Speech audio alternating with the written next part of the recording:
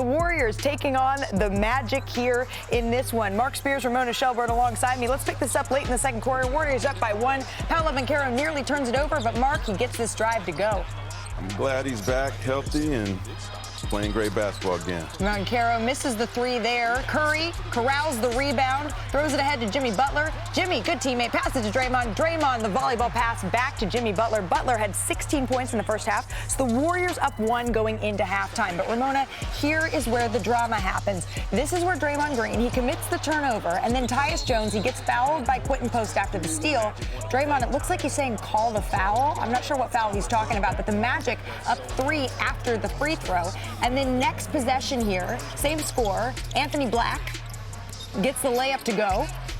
And Green still visibly frustrated here. So Steve Kerr has to call a timeout. Green is still having a conversation with the referees. And then during the timeout, this is the moment that everyone's paying attention to. A really heated exchange between Kerr and Green. They're arguing. Green has to leave and go back to the locker room. He stayed there for the remainder of the third quarter. He returned prior to the fourth quarter, but he didn't re-enter the game here. There is still some game to be played for the Golden State Warriors. Back to that in a moment. Gary Payton finds Curry, knocks down the 3. Well, and they've had problems closing games out, and I thought that was, I know, that's a new one. Yeah, a little boogie for Curry there. Oh, that's new. Kerr turns it over. Steph throws the alley-oop to Payton for the dunk, and Curry, he is loving it. Steph is feeling it at this point. Warriors up by 14. Steph Curry from deep. You know he's going to nail that 3. He finished with 26 points. Let's go back to that exchange between Kerr and Green. Temper spilled over, and I just thought it was best that I got out of there. I don't think there was a situation where it was going to get better. So it was just best to remove myself, you know. That's it. You know, we've been at this now for a long time, you know. So sometimes you with people for a long time, there's a level of comfort, and it happens. We move forward. We had it out a little bit, and you know, he made his decision to go back to the locker room to cool off, and that's all I'm going to say about it. It's everything is private, and yeah, I got nothing further to add. Would you? I mean, he didn't play the last 20 minutes. Would you have gone back to? No, he wasn't going back in. All right, so Ramona, Steve is saying that tempers flared here, and he's going to leave it at that. But this is what reporters are for, to fill in those gaps here. And you were just speaking with Draymond Green. Yeah, I mean, Draymond essentially said, I've been in those situations with Steve before. Right. And they've gone so far to the left that it's hard to come back from. And he's been in so many of these.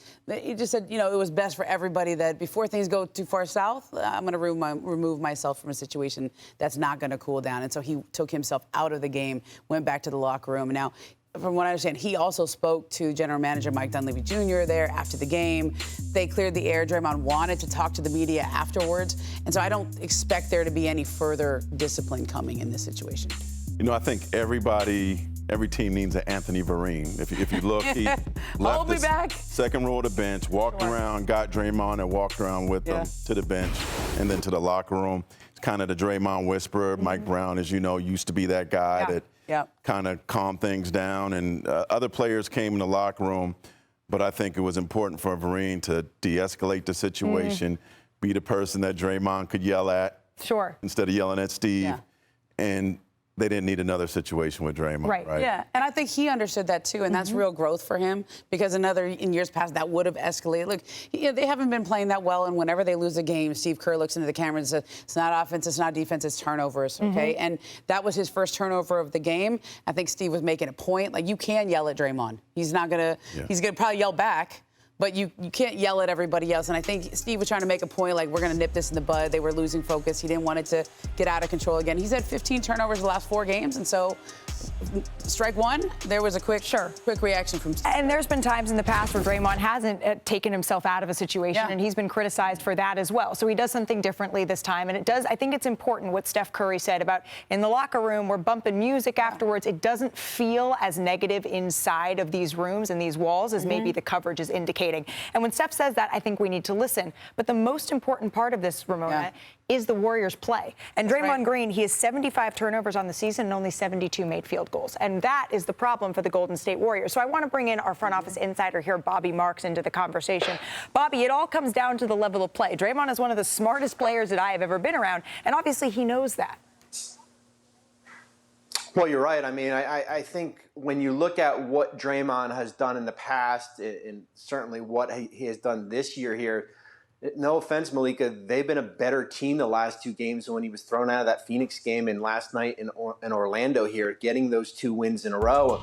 And I think when you look at the situation, what happened, I think there's 2 ways that you could look at it. You could say, hey, there's the relationship between him and Steve Kerr. There's 12 years there. There's over 1,000 games. This is Golden State. This is a typical Draymond Green flare-up during the course of the year. And then there's the other way to look at it here. Here's the guy that's got 2 years left on his contract. And as you said, this team is average right now. They've struggled during here. And what is best for this organization moving forward? And I'm not advocating they start looking at trade scenarios for Draymond Green, but I do think eventually you're going to have that hard conversation here. Right, because around the same time last year, the Warriors, they were a 15-15 team as well. They were a 500 team around Christmas, just like they are right now. And what did they do? They made an enormous trade to bring in Jimmy Butler, and they thought that that was going to be the thing that propelled this team back into the upper echelons of the West. And I know I'm hearing, too, that Draymond's a little frustrated with having to guard centers and having to guard guys that are 40, 50 pounds heavier than him on a nightly basis. But he's always got the ball in his hands, though. That's why he runs their offense. So he's going to have more turnovers. He's always there.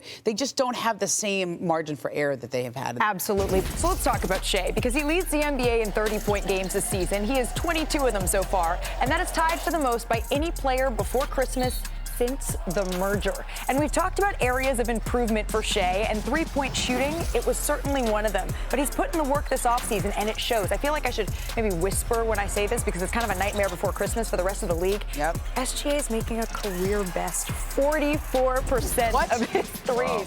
And we call him Shea Butter because he's a smooth operator. And we're talking about how the Thunder operate with him on the court, because Shai has the best plus-minus in the NBA by 90 points. Wow. So when he plays, the Thunder win, and baby, they win 90 points? big. Yes, I did. So for anyone tracking, Mr. Marks, Shai has 909 points in 932 minutes this season, so he's nearly at a point per minute. What has he done to continue to elevate his game here?